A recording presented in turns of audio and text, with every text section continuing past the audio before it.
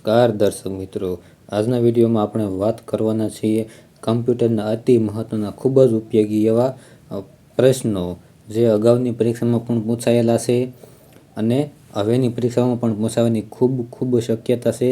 તો તેમાં આપણે 3 ભાગ તો ઓલરેડી આપણે જોઈ ગયા હતા, તેનો આ ચોથો ભાગ છે. તો ચાલો આપણે કમ્પ્યુટરને ખંખેરી નાખીએ. તો હવે આપણે વિડીયોની શરૂઆત કરીએ. જો મિત્રો તમે હજી સુધી ચેનલને સબસ્ક્રાઈબ ન કરી હોય તો ચેનલને સબસ્ક્રાઈબ કરી દો અને વધુને વધુ તમારા મિત્રો સુધી આ વિડીયો શેર કરી દો. તો ચાલો આપણે વિડીયોની શરૂઆત કરીએ. તો તેમાં પહેલો પ્રશ્ન છે, REFSનું પૂરું નામ શું થાય? તો મિત્રો REFSનું પૂરું નામ થાય છે રેઝિલિયન્ટ ફાઇલ સિસ્ટમ. જે આ REFS છે તે ફાઇલ સિસ્ટમમાં જોવા મળે છે. મિત્રો હવે જોઈએ તો IDEનું પૂરું નામ છે શું થાય? મિત્રો IDEનું પૂરું નામ થાય ઇન્ટિગ્રેટેડ ડ્રાઇવ ઇલેક્ટ્રોનિક્સ, એટલે કે કમ્પ્યુટરમાં હાર્ડ ડિસ્કને જોડવા માટેનું છે. આ એક પ્રકારનું કનેક્ટર તરીકે ઓળખાય છે. તો મિત્રો ત્રીજો પ્રશ્ન છે, પાટાનું પૂરું નામ શું થાય? તો મિત્રો પાટાનું પૂરું નામ પેરેલલ એડવાન્સ ટેકનોલોજી અટેચમેન્ટ થાય છે.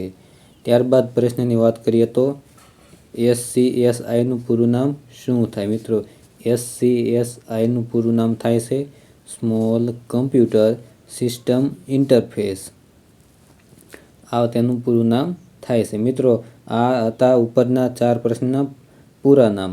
હવે 5મો પ્રશ્ન છે, CDમાં શેનું પડ આવેલું હોય છે? મિત્રો CDનું પૂરું નામ થાય કોમ્પેક્ટ ડિસ્ક, જેમાં એક પ્રકારનું તેની ઉપર પડ આવેલું એટલે કે લેયર આવેલું હોય છે.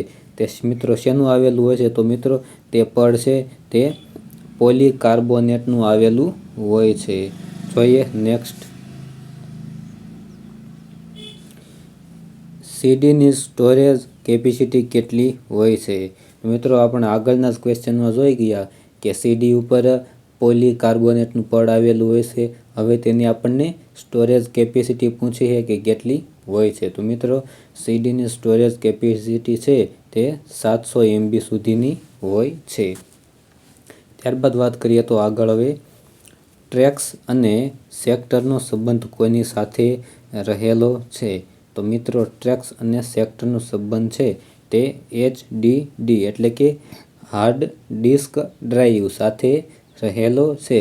જેમાં સેક્ટરને નાના ટ્રેક્સમાં વિભાજિત કરવામાં આવેલા હોય છે અને તેમાં માહિતીનો સંગ્રહ કરવામાં આવે છે. ત્યારબાદ આગળ વાત કરીએ તો પિટ્સ અને લેન્ડ્સનો સંબંધ કોની સાથે રહેલો છે? તો મિત્રો ટ્રેક્સ અને સેક્ટરનો સંબંધ છે તે હાર્ડ ડિસ્ક ડ્રાઇવ સાથે રહેલો હોય છે અને પિટ્સ લેન્ડ્સનો સંબંધ છે તે CD એટલે કે કોમ્પેક્ટ ડિસ્ક સાથે રહેલો હોય છે. ત્યારબાદનો પ્રશ્નની વાત કરીએ તો બ્લુ-રે ડિસ્ક બીજા કયા નામે ઓળખાય છે? મિત્રો બ્લુ-રે ડિસ્ક છે તે HDVDના નામે ઓળખાય છે. જોઈએ નેક્સ્ટ. HVDની સ્ટોરેજ ક્ષમતા કેટલી હોય છે? મિત્રો HVDની સ્ટોરેજ ક્ષમતા છે તે 6 GB સુધી જોવા મળે છે.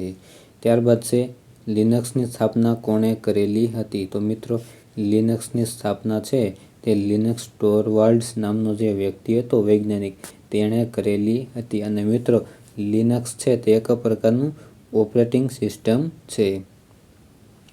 ત્યારબાદ પ્રશ્નની વાત કરીએ તો લિનક્સનું વડું મથક ક્યાં આવેલું છે? મિત્રો લિનક્સનું વડું મથક છે તે કેલિફોર્નિયા USAમાં આવેલું છે, જે અમેરિકામાં આવેલું છે. ત્યારબાદ વાત કરીએ તો 32 બીટ કોપી પેસ્ટ કરવા માટે કયો કમાન્ડ વપરાય છે? મિત્રો કોપી પેસ્ટ કરવું હોય તો XCopy તમે કમાન્ડ આપો તો કોપીનું પેસ્ટ થઈ જાય છે. અને મિત્રો તમારે 32 બીટ કોપી પેસ્ટ કરવું હોય તો તેના માટે XCopy 32 કમાન્ડનો ઉપયોગ થાય છે, જેથી તમે 32 બીટને કોપી કરી પેસ્ટ કરી શકો છો. જોઈએ નેક્સ્ટ. એક કરતાં વધુ પ્રોગ્રામના સમૂહને શું કહેવામાં આવે છે? મિત્રો, કમ્પ્યુટરમાં ઘણા બધા પ્રોગ્રામ ચાલતા હોય છે અને તેના પ્રોગ્રામનો તમે સમૂહ ભેગો કરો એટલે તમને એક પ્રકારનું શું મિત્રો સોફ્ટવેર છે તે બનેલું જોવા મળતું હોય છે. તમે હાલની આ ટેકનોલોજીકલ દુનિયામાં તમે જોઈ શકો છો કે મોબાઈલ, કમ્પ્યુટર વગેરે જેવા ઇલેક્ટ્રોનિક્સ સાધનો છે તેમાં વિવિધ સોફ્ટવેર એટલે કે એપ્લિકેશન હોય. યુટ્યુબ છે, ઇન્સ્ટાગ્રામ, ફેસબુક વગેરે છે તે ઘણા બધા પ્રોગ્રામનો સમૂહ ભેગો થયેલો હોય ત્યાર પછી જ એક પ્રકારનું એ સોફ્ટવેર તૈયાર થાય છે. ત્યારબાદ વાત કરીએ તો સ્પૂલિંગનું પૂરું નામ શું થાય છે? મિત્રો, સ્પૂલિંગનું પૂરું નામ થાય છે, યાદ રાખજો ઘણી બધી પરીક્ષાઓમાં પૂછાઈ ગયેલું છે એટલા માટે ખૂબ આઈએમપી ખૂબ જ ઉપયોગી એવું છે. સિમ્યુલ્ટેનિયસ પેરિફેરલ ઓપરેશન્સ ઓન લાઇન જે કોનું પૂરું નામ થાય છે મિત્રો? તો કે સ્પૂલિંગનું પૂરું નામ થાય છે. ત્યારબાદ વાત કરીએ તો ઓપરેટિંગ સિસ્ટમનું હૃદય કોને કહેવામાં આવે છે? મિત્રો, ઓપરેટિંગ સિસ્ટમનું હૃદય છે તે કોને કહેવામાં આવે છે? તો કે કર્નલને કહેવામાં આવે છે. આમ કહીએ તો કર્નલ છે તે જ ઓપરેટિંગ સિસ્ટમ છે તેવું પણ કહી શકાય. ત્યારબાદ વાત કરીએ તો યુઝર માટે ઇન્ટરફેસ કોણ પૂરું પાડે? મિત્રો, યુઝર જ્યારે કમ્પ્યુટર ઉપર બેસે ત્યારે તેને ઘણા બધા ઇન્ટરફેસની જરૂર પડે છે, પણ આ ઇન્ટરફેસ કોણ પૂરું પાડે? તો મિત્રો, ઇન્ટરફેસ છે ત્યાં શેલ છે તે પૂરો પાડે છે. જોઈએ નેક્સ્ટ. બુટિંગના કેટલા પ્રકાર છે? મિત્રો, અહીંયા બુટિંગ છે તે બે પ્રકારે જોવા મળતું હોય છે. કેટલા? તો કે બે પ્રકારે જોવા મળતું હોય છે. તો કે એક છે કોલ્ડ બુટિંગ. કોલ્ડ બુટિંગ કોને કહેવાય મિત્રો? તો કે ઓટોમેટિક રીતે થાય તેને કોલ્ડ બુટિંગ કહેવામાં આવે છે. અને બીજું એક છે વોર્મ બુટિંગ. મિત્રો, વોર્મ બુટિંગ કરવા માટે યુઝરની જરૂર પડે અને જ્યારે કોલ્ડ બુટિંગ થાય ત્યારે કોઈ પણ યુઝરની જરૂર પડતી નથી એટલે કે ઓટોમેટિક રીતે તે બુટિંગ થઈ જાય છે.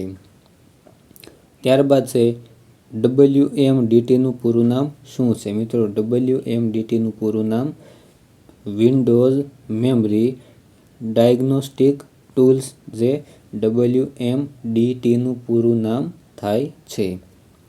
ત્યારબાદ હવે આપણે આગળ વાત કરીએ તો ARPનું પૂરું નામ શું છે? મિત્રો, ARPનું પૂરું નામ થાય છે એડ્રેસ રિઝોલ્યુશન પ્રોટોકોલ જે ARPનું પૂરું નામ છે. મિત્રો, TCP એટલે કે તેનું પૂરું નામ થાય ટ્રાન્સમિશન કંટ્રોલ પ્રોટોકોલ જે આ TCP નામનો પ્રોટોકોલ બનાવનાર વ્યક્તિ એટલે કે વૈજ્ઞાનિક કોણ હતા? તો મિત્રો, તે હતા વિન્ટ સર્ફ નામની વૈજ્ઞાનિકે TCP બનાવ્યો હતો. જોઈએ નેક્સ્ટ. TCPને બીજા કયા નામથી પણ ઓળખવામાં આવે છે? મિત્રો, TCPને બીજા બેકબોન પ્રોટોકોલ તરીકે પણ છે તે ઓળખવામાં આવે છે. હવે આપણે વાત કરીએ તો OSIનું પૂરું નામ શું છે? તો મિત્રો, OSIનું પૂરું નામ થાય છે ઓપન સિસ્ટમ ઇન્ટરકનેક્શન જે OSI મોડલ હોય તે પણ ધરાવતા હોય છે. મિત્રો, TCP કયા લેયર સાથે સંબંધ ધરાવે છે? મિત્રો, જે 7 લેયર આવેલા છે તેમાંનો TCP છે તે કયા લેયર સાથે સંબંધ ધરાવે છે? તો મિત્રો, TCP છે તે ટ્રાન્સપોર્ટ લેયર સાથે સંબંધ ધરાવે છે.